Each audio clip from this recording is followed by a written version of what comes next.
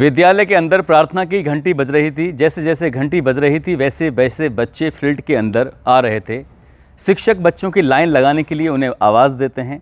बच्चे लाइन में लग जाते हैं, पूरी प्रार्थना हो जाती है, लेकिन शिक्षक बेइंतहा परेशान थे। आज कुछ परेशानी का कारण भी था। प्रार्थना जैसे ही ख़त्म होने की ओर थी तभी शिक्षक बच्चों से कहते हैं, ऐसे कौन कौन बच्चे हैं जो आज नहा कर नहीं आए हैं। तभी उसमें बड़ी संख्या में हाथ खड़े हो जाते हैं। सबके सब बच्चे कहते हैं, सर हम तो नहा कर आए हैं। लेकिन कुछ ऐसे बच्चे भी थे जो नहाकर नहीं आए। शिक्षक को उन पर गुस्सा आता है। वो कहते हैं कि यदि तुम कल नहाकर नहीं आए तो तुम्हारी कल बहुत ज़्यादा खबर लूँगा, तुम्हारी पिटाई करूँगा। शिक्षक ने जब ये आदेश दिया तो उसके बाद बच्चे क्लास में चले जाते हैं। अगला दिन आता है। अगला दिन आने के बाद शिक्षक फिर परेशान हो जाते हैं। आखिरकार अगले दिन दुर्गंध का जो लेवल था वो बढ़ रहा था। उन्होंने फिर प्रार्थना खत्म होने के बाद बच्चों से पूछा, कौन कौन ऐसे बच्चे हैं जो आज नहाकर नहीं आए हैं, कहने के बाद भी।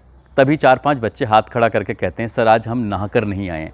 शिक्षक को गुस्सा आता है। सबको 2-2 डंडियां मारी जाती हैं और कहा जाता है, यदि कल विद्यालय आना है तो नहा के आना है, यदि विद्यालय में नहाए बिना आए तो तुम्हें स्कूल से बाहर कर दिया जाएगा। तीसरा दिन भी आता है और तीसरे दिन भी ठीक वैसी ही स्थिति थी। दुर्गंध लगातार आ रही थी और ऐसा लग रहा था जैसे दुर्गंध इन बच्चों में से आ रही है। प्राइमरी पाठशाला का जो मामला था। शिक्षक को गुस्सा आता है। अब बेवजह कई बच्चों को पीट दिया और कहा कि यदि विद्यालय में आओगे तो नहा के आना है। चौथा दिन आ जाता है और चौथे दिन तो कुछ ज़्यादा ही स्मेल आ रही थी। और जब प्रार्थना के बाद शिक्षक ने पूछा कि कौन कौन ऐसे बच्चे हैं जो नहा के नहीं आए, सभी बच्चे हाथ खड़े करके कहते हैं, सर नहा के भी आए हैं और कपड़े भी धुलवा कर पहन के आए हैं। मम्मी पापा से कहा कि रोज़ डांट पड़ती है, आप कपड़े साफ़ सुथरे क्यों नहीं पहनाते हो। चौथा दिन था। शिक्षक परेशान हो जाते हैं। तभी एक बच्चे को गाँव के प्रधान जी के पास भेजा जाता है। प्रधान जी से कहा जाता है कि जल्दी से विद्यालय में आइए। प्रधान जी भी शिक्षक जी की बात सुनने के बाद सीधा विद्यालय आते हैं। आने के बाद पूछते हैं कि क्या बात है गुरुजी, कैसे परेशान हो रहे हो। तभी वो कहते हैं कि 3-4 दिन हो गए हैं, लगातार दुर्गंध आ रही है। मुझे लग रहा था बच्चों के अंदर से दुर्गंध आ रही है, लेकिन माजरा कुछ और ही है, आप ज़रा पता तो कराइए। तभी गाँव के एक सफाई कर्मचारी को बुलाया जाता है। प्रधान जी जब सफाई कर्मचारी को लेके आते हैं, उसे देखा जाता है कि किधर से बदबू आ रही है, किधर से दुर्गंध आ रही है। तभी वो ढूंढता ढूंढता एक ऐसी जगह पहुंचता है जहां विद्यालय का एक शौचालय बना हुआ है। उसी शौचालय के पास एक सेफ्टी टैंक बना हुआ था जिस पर एक पत्थर सा रखा हुआ था। अब सभी को ये शक था कि शायद इसके अंदर से दुर्गंध आ रही है। तभी सफाई कर्मचारी को उस सेफ्टी टैंक के अंदर उतारा जाता है। वो जाकर देखता है तो उसके अंदर एक ऐसी चीज़ पड़ी हुई थी जिसके अंदर से ज़्यादा ही दुर्गंध आ रही थी। दरअसल उसमें एक लाश पड़ी हुई थी। लाश भी किसी और की नहीं थी, स्टूडेंट की थी, छात्र की थी। और जैसे ये पता पूरे गांव में चलता है, गांव के सैकड़ों लोग इकट्ठा हो जाते हैं। पुलिस आती है और तब कहीं जाकर पता चलता है कि इस बदबू आने का कारण क्या है। दरअसल आज की जो सच्ची घटना मैं आपको सुनाने जा रहा हूँ, ये सच्ची घटना अपने आप में वाकई बहुत चिंता का विषय करने वाली है, परेशान करने वाली है। दरअसल एक बच्चा अभी जिसकी उम्र 15-16 साल थी, उस बच्चे का एक ऐसी महिला से प्रेम प्रसंग हो जाता है जिसकी किसी ने कल्पना भी नहीं की थी। आदाब, नमस्कार, सत श्री अकाल। मैं उस्मान सैफ़ी। आज की जो सच्ची घटना मैं आपको सुनाने जा रहा हूँ, ये सच्ची घटना है उत्तर प्रदेश का एक ज़िला है रायबरेली और इसी ज़िले का एक थाना लगता है लालगंज। दरअसल बात कर रहा हूँ 14 जुलाई 1999 की। रात के लगभग 9 बजे होंगे। इस घर का जो मालिक है वीरेंद्र त्रिपाठी, उसका बेटा है 15 साल का जिसका नाम है विजेंद्र उर्फ पिंटू त्रिपाठी, जो कि आज घर नहीं आया था। माँ और बाप बहुत ज़्यादा परेशान थे। ऐसी कौन सी जगह थी जहाँ इस बच्चे को तलाश नहीं किया गया था। आसपास के घर हों या उसके दोस्त हों, उसके विद्यालय के शिक्षक हों या फिर जहाँ जहाँ उसका आना जाना था वहाँ के लोग हों, सभी के पास बारी बारी से जाया जाता है। उनसे पूछा जाता है कि क्या तुमने पिंटू को देखा है।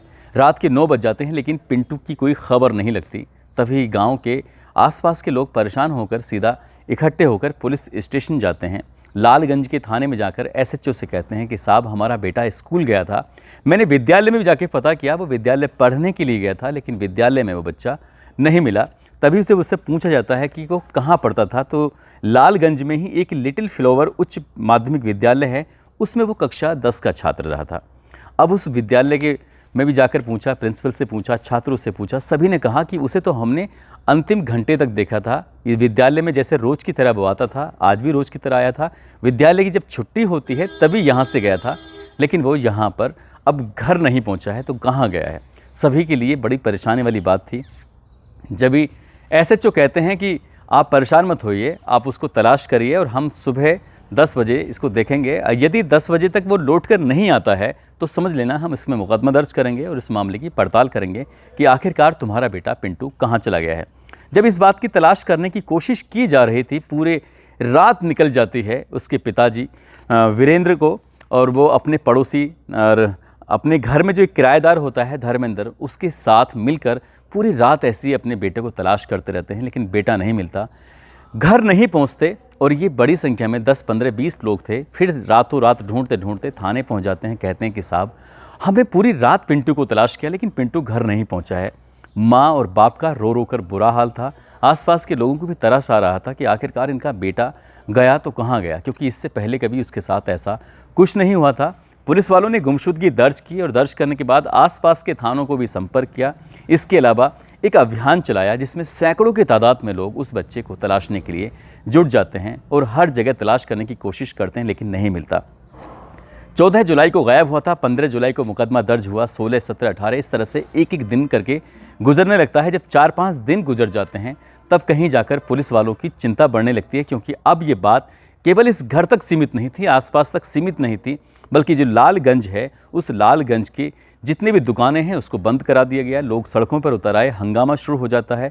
और जैसे भी हंगामे की खबर मिलती है तो लालगंज पुलिस स्टेशन के अलावा जो उच्च अधिकारी थे रायबरेली के, वो भी मौके पर आ जाते हैं। मौके पर आने के बाद इस मामले की पड़ताल करना शुरू कर देते हैं कि आखिरकार वो बच्चा कहाँ गया है। इधर लोग प्रदर्शन कर रहे हैं, इधर पुलिस वालों ने समझाने की कोशिश कर रहे थे। 7 दिन बीत जाने के बाद भी जब बच्चा नहीं मिलता है तो लगातार उबाल बढ़ रहा था। तभी उच्च अधिकारी, एसडीएम, एसएसपी वगैरह सब मौके पर पहुंचते हैं और कहते हैं कि हमें सिर्फ 3 दिन की मोहलत दे दीजिए, जितनी जल्दी हो सकेगा हम इस बच्चे की तलाश कर आपको दे देंगे। जब बात 3 दिन की मोहलत मांगी थी तो सब के सब लोग शांत हो जाते हैं। धरना प्रदर्शन खत्म हो जाता है। जैसे ही धरना प्रदर्शन खत्म होता है, अब कहीं ना कहीं पुलिस पर लगातार प्रेशर बढ़ रहा था। अब 3 दिन भी बीत जाते हैं, तब कहीं जाकर पुलिस वालों की और चिंता बढ़ जाती है। लेकिन इसी बीच में जो इस लड़के के पापा होते हैं, पिंटू के पापा वीरेंद्र, पुलिस के पास पहुंचते हैं और जाकर कहते हैं कि साहब एक बात है जो मैं आपसे बताना चाहता हूं। दरअसल वो बात कुछ और नहीं थी, बल्कि जैसे ही इनका लड़का गायब होता है वैसे ही तीसरे दिन एक घर में पर्ची आकर गिरती है और पर्ची में लिखा हुआ था कि हमने तुम्हारे बेटे का अपहरण कर लिया है। यदि अपने बेटे की सलामती चाहते हो तो हमें 5 लाख रुपए की व्यवस्था कर दो और सीधा तुम्हें आना है उस एसटीडी बूथ के पास। एसटीडी बूथ के पास जाने के लिए आदेश दिया गया था। ये उस पर्चे के आधार पर एक तरफ पूरे शहर में धरना प्रदर्शन हो रहा है, लोगों में उबाल आ रहा है, दूसरी तरफ इसके बाप ने इस बात को छुपा के रखा था, क्योंकि जब वो एसटीडी बूथ पर जाता है, एक फ़ोन आता है, फ़ोन सुनता है तो सामने वाला व्यक्ति कहता है कि हमने तुम्हारे बेटे का अपहरण कर लिया है, 5 लाख रुपए का इंतजाम करना है। जिस तरह से पूरे शहर में हंगामा चल रहा है, शोर शराबा चल रहा है, धरना प्रदर्शन चल रहा है, इसको ख़त्म कराइए, 5 लाख रुपए का इंतजाम करिए। और पुलिस वालों को तुमने ये बात बताने की कोशिश की कि हमने तुम्हारे बेटे का अपहरण कर लिया है, तो तुम अपने बेटे की ज़िंदगी से हाथ धो बैठोगे। अब बाप करे तो क्या करे।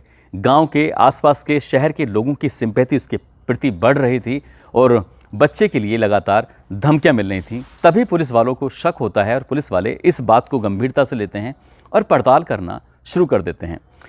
इसी बीच यानी कि 3 दिन और बीत जाते हैं, यानी कि अब 14 जुलाई को गायब होता और 24 जुलाई को जो एक पास का ही गाँव होता है, गाँव पहाड़ीपुर मजरे बहाई, वहाँ पर एक विद्यालय में से लगातार बदबू आ रही थी, दुर्गंध आ रही थी।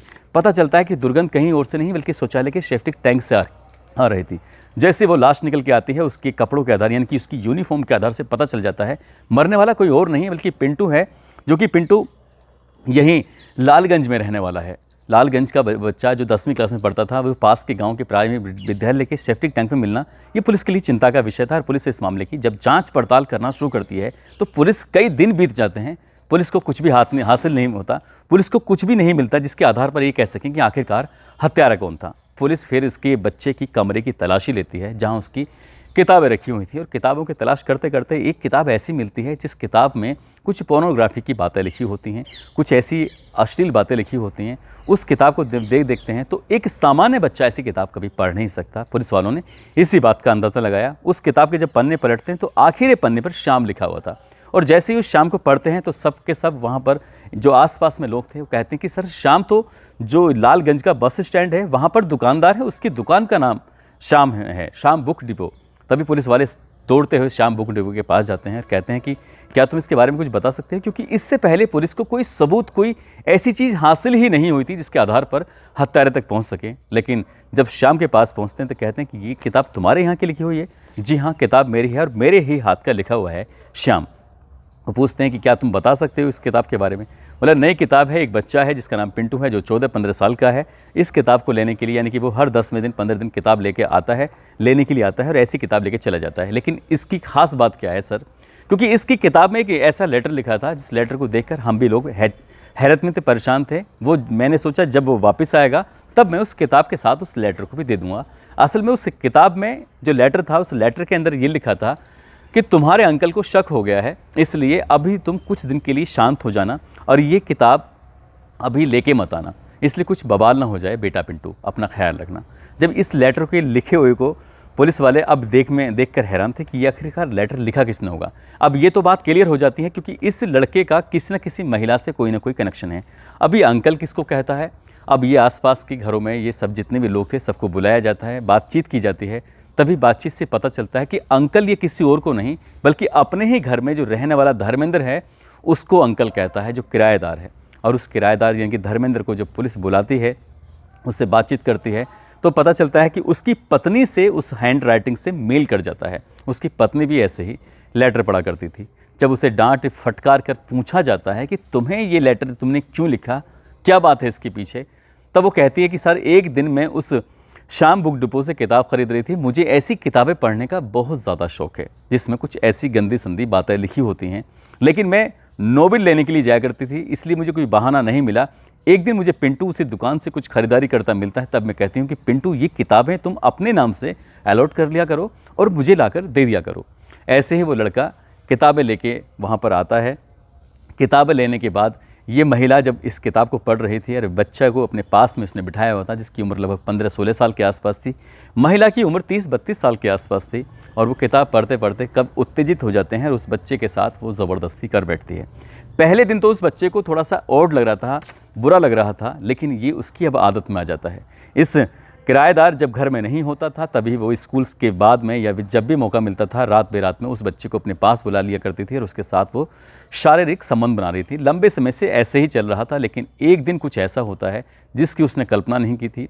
उसके पति को वो किताब मिल जाती है। किताब मिलने के बाद थोड़ा शक होता है और पूछता है उसका पति कि ये किताब आखिरकार किसकी है, क्या है।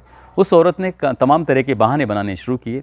जब वहाँ से कोई सफलता नहीं मिलती तब वो कहता है कि मैं लखनऊ किसी काम से जा रहा हूँ, वापस आने में थोड़ा वक्त लग जाएगा। लेकिन जैसे ही वो लखनऊ के लिए निकला, घंटे 2 घंटे के बाद उसने अपने उस मकान मालिक के बेटे पिंटू को अपने घर बुला लिया। बुलाने के बाद उसके साथ शारीरिक संबंध बना रही थी। तभी यहाँ पर उसका पति धर्मेंद्र आ जाता है और धर्मेंद्र जब अपनी आँखों से झरोखे से झांक कर देखता है तो उसकी पत्नी उस बेटे के साथ गलत अवस्था में थे, दोनों शारीरिक संबंध बना रहे थे। तभी वो अंदर गुस्से में जाता है, डांट फटकार करता है।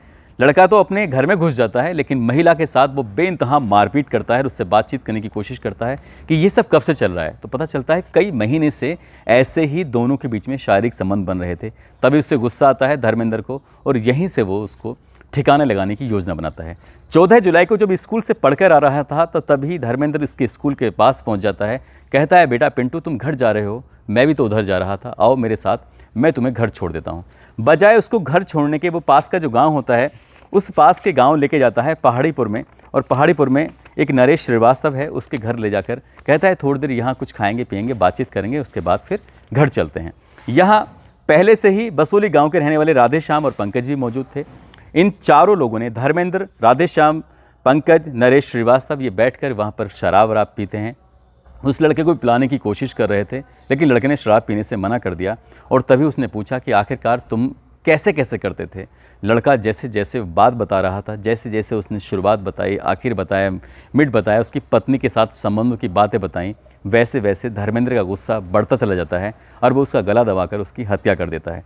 जैसे अंधेरा होता है, पहाड़ीपुर का जो गांव है, विद्यालय, प्राइमरी पाठशाला, उसमें तीनों चारों जाते हैं। वहाँ के शिफ्टिंग टैंक का जो ऊपर का ढक्कन होता है उसको भारी वजनी होता है, उसको हटाकर डेड बॉडी को उसके अंदर डाल देते हैं। उधर तो हंगामा हो रहा था और धीरे धीरे जैसे वक्त गुजर रहा था वैसे वैसे लाश सड़ रही थी, और सड़ते सड़ते जब ज़्यादा दुर्गंध आती है तो पता चल जाता है कि लाश किसकी दबी हुई थी। पुलिस ने इन सभी को गिरफ्तार किया। जो चारों दोस्त होते हैं साथ ही जो महिला होती है उस महिला का इस हत्याकांड से कोई भी लेना देना नहीं था। लेकिन शुरुआत सामाजिक स्तर से जो गड़बड़ी की थी उस महिला ने ही की थी। उस महिला ने उस बच्ची का गलत फ़ायदा उठाकर उसके साथ लगातार शारीरिक संबंध बना रही थी, जो बिल्कुल गलत था, और पुलिस ने उनको, महिला को छोड़ते हुए उनको गिरफ्तार कर जेल भेज दिया। दोस्तों, इस घटनाक्रम को सुनाने का उद्देश्य किसी को परेशान करना नहीं है, किसी का दिल दुखाना नहीं है, बल्कि आपको जागरूक करना है, आपको सचेत करना है। अपने बच्चों पर ध्यान रखें। आपके बच्चे कहाँ किसके साथ उठते हैं, बैठते हैं। अपने बच्चों के जो बैग होते हैं उनको भी समय समय पर चेक करते रहें। आज का ज़माना सोशल मीडिया का ज़माना है, सब बच्चों के पास मोबाइल होते हैं।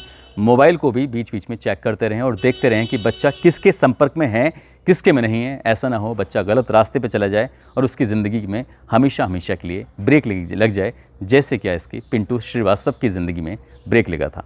आप सब लोग अपना ख्याल रखें, सुरक्षित रहें। जय हिंद, जय भारत।